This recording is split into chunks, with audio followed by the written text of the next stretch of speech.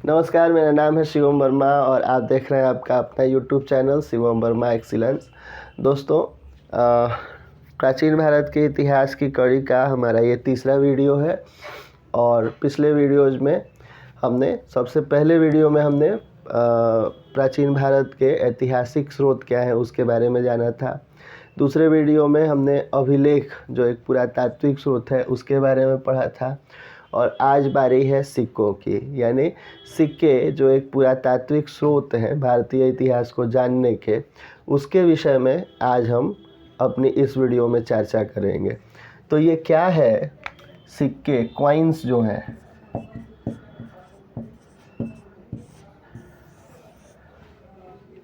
ये जो सिक्के हैं, सिक्कों से हमें बहुत सारा इतिहास अपने भारत का पता चलता है।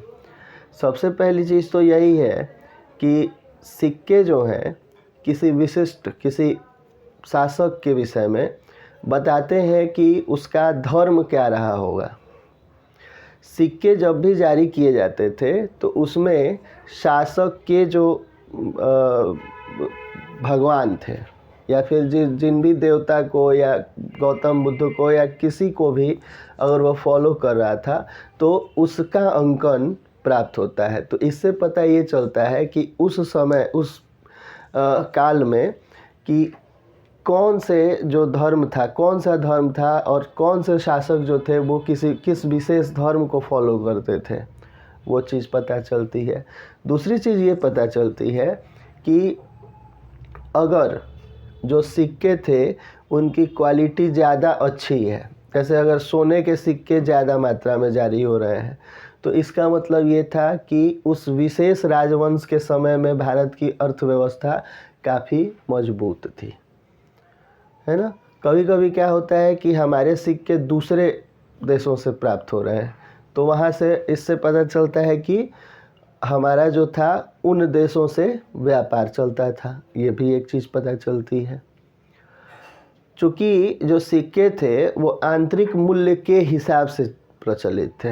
आज की तरह जैसे अभी हमारे यहाँ नोट या जो सिक्का चलता है उसका कोई बहुत ज़्यादा आंतरिक मूल्य नहीं है, उसको सांकेतिक मुद्रा कहा जाता है ना।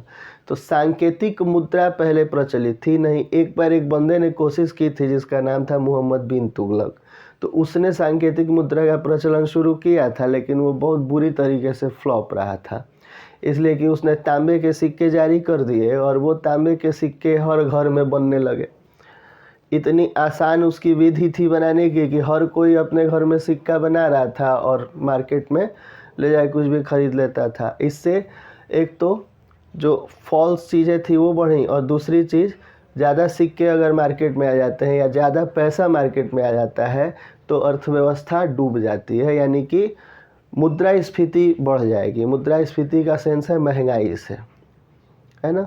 तो सांकेतिक मुद्रा का प्रचलन तो था नहीं। कहने का मतलब ये है कि सिक्कों का जो आंतरिक मूल्य है, यानी सिक्के मान लीजिए कि अगर 1 ग्राम के हैं, 2 ग्राम के हैं, 3 ग्राम के हैं, तो उस हिसाब से जो भी उस समय मूल्य निर्धारित हुआ रहा होगा उतना सामान ग्राहक को दिया जाता होगा।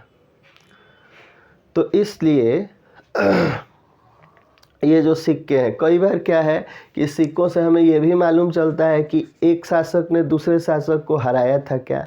जैसे मैंने पिछले वीडियो में एक बात बताई थी कि गौतमीपुत्र सातकर्णी ने नहपान को हराया और उसी के सिक्कों पे फिर से अपना मुहर रिप्रिंट करवा दिया। तो एक ये भी, यानी राजनीतिक बातें भी पता चल जाती हैं सिक्कों से। इसके अलावा सिक्के जहाँ से भी प्राप्त होते हैं वहाँ तक किसी विशेष शासक का एरिया था, जैसे अभिलेखों के संदर्भ में हमने ये पढ़ा था। तो ये भी चीज़ पता चलती है, या ये पता चलता है कि वहाँ तक व्यापार होता रहा होगा, उस राजवंश का उस एरिया तक व्यापार होता रहा होगा। ये सारी चीज़ें पता चलती हैं। भारत में जो सिक्कों का प्रचलन है वो 8वीं सदी ईसा पूर्व से शुरू हुआ माना जाता है। अब लेकिन जो भले ही ये माना जाता हो, लेकिन जो रेगुलर रूप में रेगुलरली जो सिक्के हमारे यहाँ प्रचलित है वो 6ठी सदी ईसा पूर्व से प्रचलित है। इन सब चीज़ों का वर्णन मैं अभी करूँगा, इस पे हम विशेष रूप से बात करेंगे, लेकिन आप बस ये जानिए कि सिक्कों का इतिहास क्या है भारत में। तो ये सिक्के 6ठी सदी ईसा पूर्व से लगातार मिलने शुरू होते हैं और विभिन्न राजवंशों की कहानी बयां करते हैं। इसके अलावा उन सिक्कों पे क्या अंकन है, उससे हमें उनके धार्मिक राजनीतिक जीवन का पता चलता है, एरिया पता चलता है। ये सब तमाम चीज़ें जो हैं ये सिक्कों के बारे में महत्वपूर्ण है। बाकी विशेष विवरण हम अगली स्लाइड में लेते हैं। और क्या है सिक्कों का पूरा इतिहास भारत में और क्या है परीक्षा के लिए महत्वपूर्ण, ये सारे फैक्ट्स हम अभी जानेंगे और उनको आप बिल्कुल याद कर लीजिएगा, क्योंकि उससे बाहर कुछ नहीं पूछा जाता परीक्षा में, विशेषकर सिक्कों के संदर्भ में, है ना। तो आइए बढ़ते हैं अगली स्लाइड पर।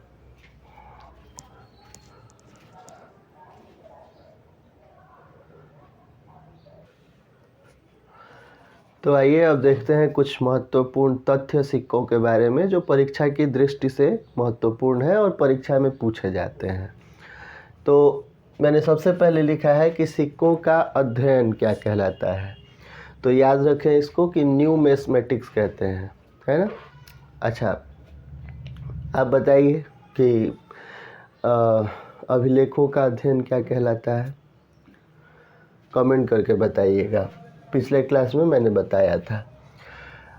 अगली चीज़ ये है कि जो सिक्के हैं, तो भारत में जो सिक्कों का इतिहास है, उस इतिहास के साथ साथ एक ठीक ठाक सेगमेंट का पता हमें सिक्कों से ही, भारतीय इतिहास का पता हमें सिक्कों से ही चलता है। तो वो कौन सा काल है, ये हो सकता है आपसे कथन बना के पूछा जाए कि बताइए इनमें से क्या सत्य है, और ऐसे पूछ के और उसमें ये कहीं हो सकता है ये आपको पॉइंट मिल जाए कि 206 ईसा पूर्व यानी जीसस क्राइस्ट के जन्म के 206 साल पहले से लेकर और 300 ईस्वी तक के भारतीय इतिहास का जो हमें ज्ञान है, जो हमें भारतीय इतिहास की जानकारी है, वो सिक्कों से ही मिलती है। ये एक विशेष और महत्वपूर्ण तथ्य है, इसको याद रखना होगा कि अब आप देख लीजिए 206 और 300 यानी लगभग 500 साल का जो इतिहास है हमारे भारत में, वो उसके लिए हम इसी पे निर्भर हैं, सिक्कों पे।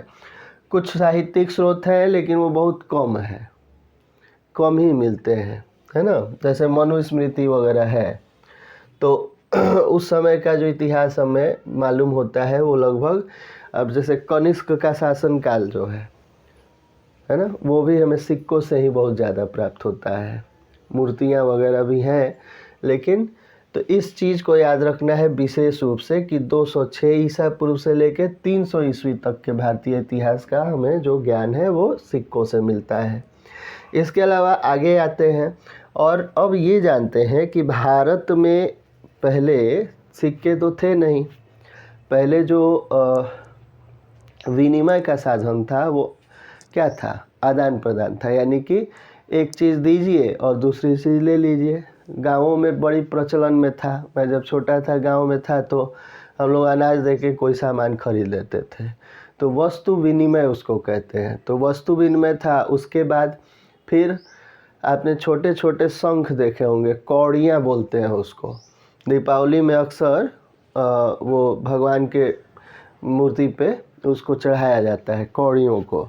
तो वो कौड़ियाँ जो हैं छोटे छोटे शंख आकृति के, वो बाद में वस्तु विनिमय की जगह उनका प्रचलन शुरू हुआ। फिर उसके बाद धीरे धीरे जो है सिक्के सिनेरियो में आए हैं। कब से आए हैं, तो इसको याद रखना है कि भारत में जो सिक्कों का प्रचलन है वो, उसका इतिहास हमें मिलता है 8वीं सदी ईसा पूर्व से, है ना। इनका जो इतिहास है ये 8वीं सदी ईसा पूर्व से मिलता है, यानी कि ईसा मसीह के जन्म के 800 साल पहले से। एक इतिहासकार हैं जिन्होंने ब्राह्मी लिपि को पढ़ा था, अशोक के अभिलेखों को सर्वप्रथम 1837 में उन्होंने पढ़ा था, जेम्स प्रिंसेप। और जेम्स प्रिंसेप ने ये बात बताई है, ये चीज़ उन्होंने, वो एक बहुत बड़े मुद्रा शास्त्री थे जेम्स प्रिंसेप, और उनका इन सब चीज़ों में मन लगता था, तो उन्होंने बाद में ये अशोक के अभिलेख भी पढ़ डाले थे, तो उन्होंने ये चीज़ कही है कि 8वीं सदी ईसा पूर्व से भारत में सिक्कों का प्रचलन हुआ। और ये होता तो ठीक है, लेकिन नियमित रूप से अगर सिक्कों की बात हम करें कि फिर कब से एकदम लगातार जो सिक्के हैं वो मिलने शुरू होते हैं, क्योंकि इतिहास में हम जो पुरातात्विक स्रोत होते हैं उनकी खुदाई होती है, एक्सकवेशन होता है, खुदाई के बाद ही चीज़ें मिलती हैं। तो 6ठी सदी ईसा पूर्व से शुरू हो जाता है रेगुलर सिक्का मिलना, है ना। तो भले ही 8वीं सदी ईसा पूर्व से शुरू हुआ हो, लेकिन 6ठी सदी ईसा पूर्व यानी कि ईसा मसीह के जन्म के 600 साल पहले से रेगुलर नियमित सिक्कों का प्रचलन शुरू हो गया। इस तथ्य को भी याद रखिएगा। अच्छा, भारत में जो सिक्के अभी आप देखते हैं, हमारे यहाँ जो सिक्के प्रचलित हैं उस पर आप देखेंगे कि ठप्पा लगा हुआ है भारत सरकार का, उस पर वो 3 मुखी जो सिंह है वो बना हुआ है अशोक स्तंभ वाला, और लिखा हुआ है कुछ पीछे 10 रुपये या ऐसे करके या कुछ। तो जो शुरू में जो सिक्के थे वो इस तरीके के नहीं थे, यानी लेखयुक्त नहीं थे, है ना। तो आहत सिक्के, सिर्फ उस पर ऐसा स्टाम्प ठप्पा लगा के और उसका प्रचलन था। आहत मीन्स चोट मारना, है ना। तो आहत सिक्के जो थे शुरू में हमारे यहाँ प्रचलित हुए, जिनको पंचमार्क्ड क्वाइंस कहा गया। पंचमार्क्ड यानी कि किसी चीज़ से, और बिल्कुल कोई शेप और साइज़ नहीं, किसी भी प्रकार के, कोई ज़रूरी नहीं था कि गोल हो या आयताकार हो या वर्गाकार हो, कोई शेप साइज़ नहीं, बिना शेप साइज के सिक्के जो जिन पे ऐसे किसी चीज़ से चोट मार दी जाती थी, है ना। और मतलब कि जो भी राजा या कोई भी जिनका है, उनका एक आकृति तरीके का कुछ भी ऐसा चोट मार के बना देना, आहत कर देना। तो आहत सिक्कों का ही प्रचलन हुआ। विशेष तथ्य ये है कि ये बनाए जाते थे चांदी के। मैंने यहाँ ब्रैकेट में लिखा है, ये तथ्य छूट गया था लिखने में, तो मैंने इसको यहाँ जोड़ दिया क्योंकि ये बहुत इम्पोर्टेंट फैक्ट है। चांदी के सिक्के होते थे ये आहत सिक्के। इसके बाद आगे बढ़ते हैं। एक प्रश्न अक्सर परीक्षाओं में पूछा जाता है कि सबसे पहले सोने के सिक्के किसने जारी किए, है ना। तो सबसे पहले सोने के सिक्के जो है वो जारी किए थे हिंद यूनानी शासकों ने। इंडो ग्रीक्स जो थे रूलर्स, उन्होंने जारी किए थे। कौन है हिंद यूनानी, सब हम आगे पढ़ेंगे विस्तार से। तो ये याद रखिएगा कि सबसे पहले सोने के सिक्के किसने जारी किए, और साथ ही साथ ये याद रखना है कि सबसे अधिक शुद्ध सोने के सिक्के किसने जारी किए। तो ये कुषाण शासक थे। कुषाण शासकों में कनिष्क, भीम कैडफिसस, कुजुल कैडफिसस, हुविस्क, ये लोग कुषाण शासक कहलाते हैं। तो इन दोनों में कंफ्यूज नहीं होना है। सबसे पहले सोने के सिक्के जारी किए हिंद यूनानी शासकों ने, और सबसे शुद्ध सोने के सिक्के जारी किए कुषाण शासकों ने। और सबसे अधिक सोने के सिक्के किसने जारी किए, तो वो किए गुप्त शासकों ने। ये 3 पॉइंट्स आपको दिख रहे हैं, इनमें बिल्कुल कंफ्यूज मत होइएगा और अच्छे से याद रखिएगा कि सबसे अधिक सोने के सिक्के गुप्त शासकों ने जारी किए थे। बढ़ते हैं आगे, और अब बात शीशे के सिक्कों की। तो सातवाहन राजा, जिनके बारे में मैंने पिछले वीडियो में थोड़ी सी चर्चा की थी, ये वही राजा हैं जो अपने नाम के आगे अपनी माता का नाम जोड़ते थे, जैसे गौतमी पुत्र शातकर्णी, वाशिष्ठी पुत्र पुलमावी। तो इन्होंने सबसे पहले शीशे के सिक्के, सबसे पहले क्या, इन्होंने ही शीशे के सिक्के जारी किए थे, है ना। तो शीशे के सिक्कों को जारी करने का जो वो है, वो इन्हीं को, श्रेय इन्हीं को जाता है। इसके बाद एक पॉइंट जो परीक्षा में पूछी गई है और बड़ी इम्पोर्टेंट है, वो ये है कि ये जो हिंद यूनानी जो शासक थे, इन्होंने सोने के जो सिक्के जारी किए थे, इनको क्या कहा जाता था, तो इनको एस्टेटर कहा जाता था। ये नाम याद रखिएगा, एस्टेटर और द्रम जो है वो चांदी के सिक्के, जो हिंद यूनानी शासकों ने चांदी के जो सिक्के जारी किए उन्हें द्रम कहा जाता था, है ना। सोने के सिक्के जो जारी किए उसे एस्टेटर, क्या कहेंगे, एस्टेटर। और चांदी के सिक्के जो जारी किए उन्हें कहा जाता है द्रम। तो स्टेटर और द्रम ये याद रखना है, बेहद महत्वपूर्ण फैक्ट है। इसके बाद एक पॉइंट आपको ये भी हो सकता है, पूछा तो नहीं गया कभी परीक्षा में लेकिन पूछा जा सकता है कि ईरानी संपर्क के फलस्वरूप भारत में जो चांदी के सिक्के थे वो क्या कहलाए। यहाँ भारत के छूट गया है लेकिन चलिए, तो इसका भी नाम याद रखिएगा, सिग्लोई, है ना। ईरान से जो सिक्के आए भारत में और उनसे हमारे यहाँ ऑलरेडी चांदी के सिक्के चलते थे, मैंने पहले ही बताया था कि पंचमढ़ कॉइन्स चांदी के होते थे। तो सोने का सिक्का बहुत ज़्यादा नहीं निकलता था, है ना। सोने का सिक्का ज़्यादा निकलता तो आप भी जानते हैं कि मुद्रास्फीति बढ़ जाएगी।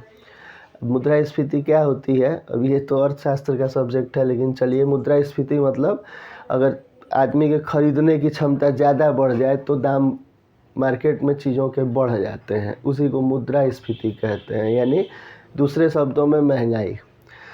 तो चांदी के सिक्कों का ही प्रचलन भारत में बहुत ज़्यादा रहा। सोने के सिक्के भी थे, और जैसे 2000 का नोट सरकार ने क्यों वापस ले लिया होगा, सोचिए।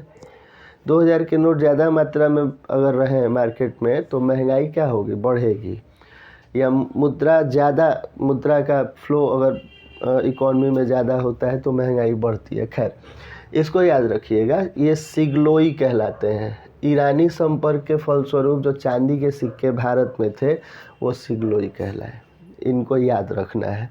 अब आइए आगे, इतनी चीज़ों को तो याद रखना ही है, इसके साथ ही साथ हमें ये भी याद रखना है, और जो परीक्षा में पूछा जाता है बहुत इम्पोर्टेंट है, कि किन शासकों के सिक्कों पर क्या अंकन था, है ना।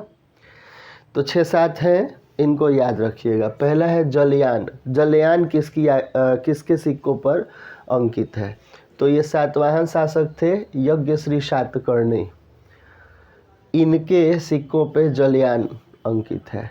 इसके अलावा धर्मचक्र। धर्मचक्र क्या होता है, जो थंबनेल है इस चैनल का जो लगाता हूँ मैं, उस पर देखिए ऐसे धर्मचक्र पहिया टाइप का बना हुआ है ना।